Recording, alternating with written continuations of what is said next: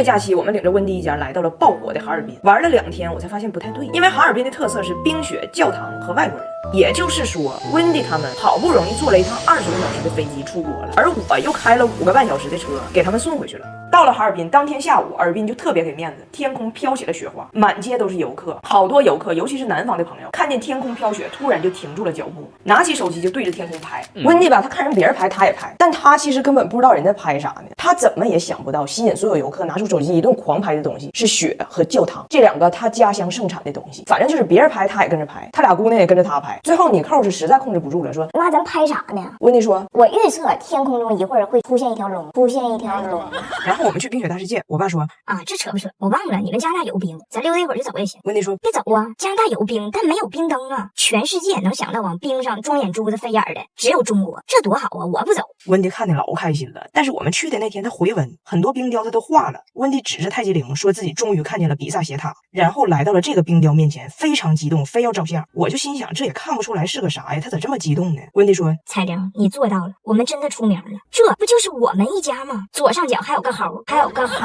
尔滨的人民很热情，但尔滨的寒风还是有些无情。幸亏我带了莫拉德欧米伽精华和欧米伽面霜，修护兼具抗老，精华修护屏障，面霜修红微纹，敏感肌给我可劲儿涂吧。我爸说，尔滨呐，第一个特点是冰雪，这个确实加拿大人可能是见过，但是没事儿。尔滨还有一个特点就是有外国人。我说啊，这个他们肯定是没见过。我爸就找了一家俄罗斯餐厅，因为在这个餐厅定时有俄罗斯演员表演节目，我爸还特意订了第1排的座位，准备边吃边欣赏。结果呢，那个俄罗斯歌舞表演本来说是1点钟开始，但1点钟光上了一个乐器演奏，俺们搁这等着上菜呢。我就发现观众开始直勾勾的盯着我们这桌，然后我就听着有客人说，那演员搁第1排吃饭呢，应该马上就要跳了。有个大哥路过俺这桌，还跟温蒂说跳啊，跳舞啊。温蒂愣了一下，然后跟俩闺女说，那就跳呗。仨人就跳上了。温蒂一边跳还一边说呢，这节目咋还不开始呢？但是已经有客人放下了筷子，说快别吃了，节目开始了。都跳挺长时间了。我听着有个大姨说，这俄罗斯演员咋不上台跳呢？我实在忍不住了，我就解释一下，我说这他们是客人，不是演员。大姨听完立马跟他老头说，那这家苏联菜应该是正宗的，那苏联人自己都来吃。今天是俺家翟浩达4岁生日，这边没有什么儿生日年苦日的说法，他们外国人没有啥就是追忆苦难的习惯，过生日没人会想到提一嘴什么当妈生娃不容易啥的，感觉孩子都是这些女子打个喷嚏啪嚓家伙掉出来的。不过这样也行，那些辛酸往事吧不提也罢。但是我老公呢，毕竟在中国待过，直到孩子生日这天，当妈的也可以被提及一下，他还算贴心，居然在今天给我准备了一个小礼物。其实准确的说呢，这应该算是英国的医疗系统给我的一个礼物吧。今天跟你好好唠唠啊，就去年我老公因为打呼噜让我给撵出去，俺俩分居了能有1个来月。哎妈，那1个来月我过得才好呢。要想夫妻不离婚，1年分居即冬春，这是我跟你分享的心得，你别跟别人说啊。这个不是我矫情啊，他这呼噜打的呢，不是说声大声小的问题，用我的话形容呢，就好比野狼哭白火，他凄惨，他悲怆，他的哀嚎荡漾。你听他打呼噜，你不是简单睡不着觉的问题，你就会半夜突然间想坐起来，往地上倒一壶酒，然后起来跟他哭一场。完事他就去社区诊所看去了。完3个月之后呢，社区诊所给他安排上医院住了1晚上。就他还有其他3批打呼噜的野狼吧，算是1批英格兰的，1批意大利的，1批印度的，完还有1批加拿大的。狼群还挺杂，4匹狼晚上一起哭白火，完都给身上贴一圈小线儿，拿仪器观察你晚上到底咋回事。完后半夜印度那个还让英一家3狼给哭走了，说实在忍受不了在这种环境下入睡，放弃治疗了。完你被观察1晚上之后，你就回家等结果嘛。结果半年过去了，俺俩也没等着啥结果，把这事都给忘了。后来才知道他们把这个诊断结果给邮错地址了。也就是说，某年某月的某一天，不知道哪个街区的哪个老谁家的小谁收到一封莫名其妙的信，不明不白的被诊断一顿自己为啥要哭白火。完2个月以前呢，终于来了一封信，这上边写着，根据他们的观察，我大胖媳妇睡眠的时候呼吸有什么困难，有啥的。完事解决的方式有2种，第一就是减重，她太胖了；第二呢，就是有一种仪器，他们会给我们邮来的。一算这个时间轴哈，从他第1次去诊所看这个事儿，到最后所谓的这个治疗仪器邮到我家，就差一点点，正好1年。就这速度，野狼要是哪回哭急眼了，给自己哭走了，都不一定能赶上。结果东西一到，我老公这家还挺正式的，把这个他等了能有1年的治疗仪器给我拿来了，还把它当成了儿生日年苦日给我留的惊喜。我一看，这玩意儿，就这玩意儿了。他这个塞我嘴里有点费劲，我就给你展示一下这原理啊。就是正常时候人打呼噜会应该这样嘛，对吧？把它怼到你下牙上以后呢，你的嘴就是这样的。所以说你平时打呼噜的时候你是，现在你就是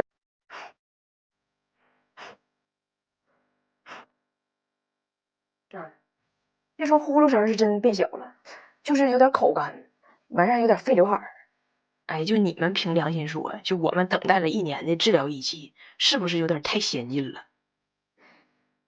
我就感觉吧，我女儿一天活的可纠结了。当你让她读这2个字母 LV 当你问她姥姥想买的包是啥 LV LV 当你问她弟弟的屁屁上带的是啥 diaper 当你问她姥姥管她叫啥爸爸接着爸爸接着当你问她你应该管太奶的老伴儿叫啥 great grandfather 当你问她你太奶自己管的老伴儿叫啥窝囊废窝囊废。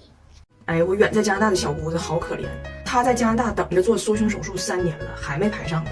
原因是还是不够大，有比她更大的还没做呢。我这小姑子就上次在我女儿的儿童泳池里不慎溺水那个，她是个 E 杯，照理说不该溺水，因为这 E 杯完全能顶救生圈。不夸张的说，她的胸和我脑袋差不多大。她家就是有这个璀璨的传统。我大胖媳妇那也是很婀娜的，4尺8的水蛇腰上正经也顶着个 C 杯呢。但是呢，这个部位的脂肪确实给我小姑子造成了很大的负担。我还不理解，我说多好啊！你是童颜巨胸，我是巨颜童胸，70年生人的脸顶着个00后的胸。但是他很真诚的说，他说他这个胸啊就太沉了，对他的胸椎、脊椎都造成了挤压，就非常痛苦，他必须得去做这个缩胸手术。结果等到今年又没排上，人医生说你前边还有若干个 G 杯女士在等待手术，他们的情况更迫在眉睫。你说你一个 E 杯，你的痛苦跟人家 GHIJ 杯比，是不是杯水车薪？我小姑一听也没话了，只能回家等着去。你说谁遇着大忌不得让人走？回来跟我一顿抱怨，最后由衷的跟我说，我真羡慕你们这些没胸的，没胸就不会下垂，没胸就不会下垂。我说你荒诞至极。我虽然没胸是不假，但是我依然下垂。作为一个 UP 主，我身上很多的部位都很大，谁说胸小就不下垂了？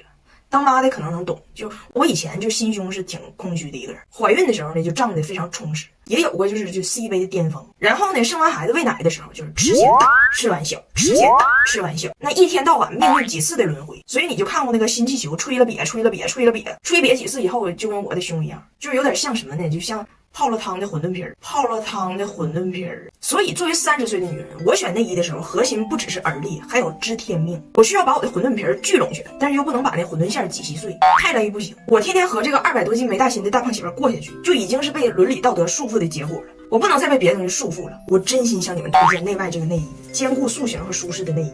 我一直用内外，这回买了俩颜色。他家新出的这款微笑软支撑内衣，这内衣外面覆盖了3D 一体成型的弧形硅胶，还内置了硅胶条，内外2股力可以一起支撑。而且它这硅胶条是顺着我们身体的线条设置的，扒的就特别稳，不会一动就乱跑。而且还是水滴型的杯垫，很贴合，不会空杯。它真的是我穿过的能让胸型看着最好看、体感又最舒服的内衣。分大小杯穿的，丰盈款和3、4杯款。3、4杯款这个特别轻薄透气，太舒服了。你们穿过就知道了，内外是真好穿。可惜了这一款没有我小姑子那个码，但是我可以找2件内外的大胸款的给她送过去。你谁知道她前面还有多少个大忌呀，对不？所以在排队等待手术期间，有内外这种好内衣，让她胸前的日子横竖好过一点。